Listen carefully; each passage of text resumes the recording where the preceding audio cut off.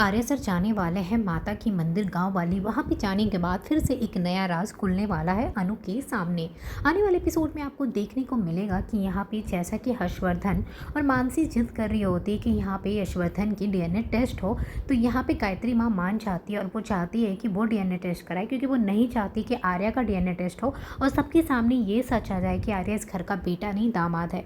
तो इस वजह से गायत्री देवी का डीएनए टेस्ट करने के लिए घर में नर्स आती है और गायत्री देवी का सैंपल कलेक्ट करती है। उसके बाद वो कहती है उनसे कि अभी आप ना 2-3 दिन कहीं बाहर मत जाइएगा, आपको आराम करना है, क्योंकि पहले से उनको चोट लगी हुई है और इसके बाद यहाँ पे उनका डीएनए टेस्ट के लिए सैंपल लिया गया है, जिसकी वजह से उन्हें कहती है कि वो अपना ध्यान रखे। तो यहाँ पे गायत्री माँ परेशान हो जाती है और कहती है अनु को कि मुझे इस बात की फिक्र हो रही है कि मैं घर से बाहर निकल नहीं पाऊंगी, और जैसा कि मैंने भगवान से यही प्रार्थना किया था कि जब मुझे मेरा बेटा यशवर्धन मिल जाएगा तो वो गाँव वाली माता की मंदिर जाएगी और वहाँ जाकर वो चढ़ावा चढ़ाएगी, उनसे मन्नत मांगी थी उसे पूरा करेगी। तो यहाँ पे अनु से कहती कि लेकिन मैं जा ही नहीं पाऊंगी, मुझे हर हालत में वहाँ जाना ही पड़ेगा।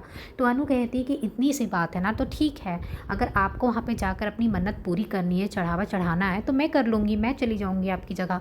तो ये बात सुनने के बाद गायत्री माँ खुश हो जाती है और अनु से कहती क्या तुम जाओगी वहाँ पर? तो अनु हाँ कर देती है। उसके बाद गायत्री माँ कहती ठीक है, तुम जाना और जो भी मन्नत है ना उसे पूरी कर लेना, ताकि माता भी यहाँ पर खुश रहे।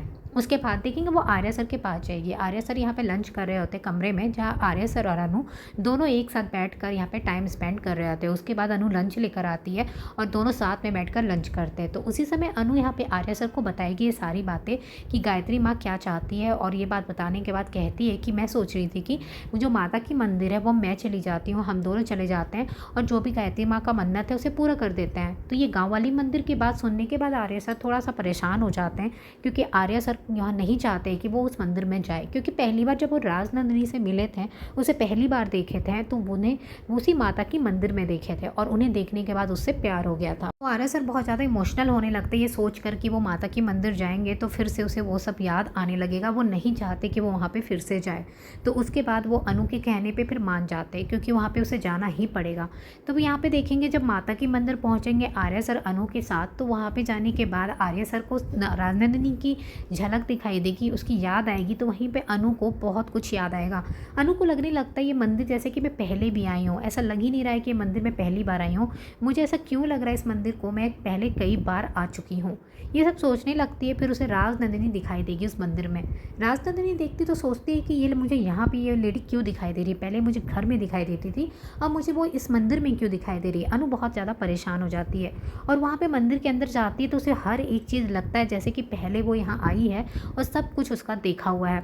अनु बहुत घबरा जाती है, बहुत परेशान हो जाती है और अनु यहाँ पे बेहोश होती हुई दिखाई देगी।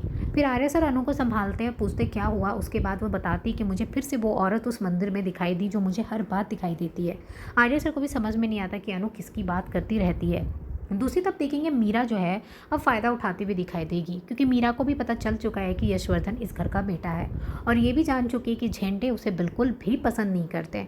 तो मीरा सोचती है कि वो झेंडे से दोस्ती कर ले और झेंडे को अपने साइड कर ले और इस यशवर्धन को इस ऑफिस से निकालने का काम करेगी, क्योंकि वो भी इसे बिल्कुल भी पसंद नहीं कर रही है।